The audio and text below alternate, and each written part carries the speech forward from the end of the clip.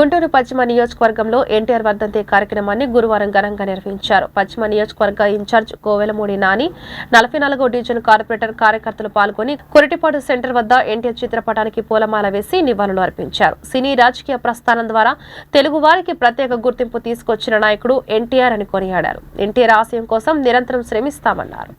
ఈ రోజు మన అన్నగారు నందమూరి తారక రామారావు గారి 28వ వర్ధంతి సందర్భంగా రాష్ట్ర వ్యాప్తంగా అన్నదాన కార్యక్రమాలు చక్కగా జరుగుతూ ఉన్నాయి. ఇది ఒక అన్నగారికే తగునకు తప్ప ఇంక ఎవరికి వల్ల కాదనేది చెప్పగలం. అంతేకాకుండా ఇది తెలుగుదేశం పార్టీ కార్యకర్తలు నాయకులు గొప్పతనం కూడా. ప్రతి కార్యక్రమం దిగ్విజయం చేస్తూ ఉన్నారు ఈ 4.5 ఏళ్ల నుంచి. ఇదే విధంగా జీవితకాలం చేస్తారని చెప్పేసి ఆశిస్తూ సెలవు తీసుకో.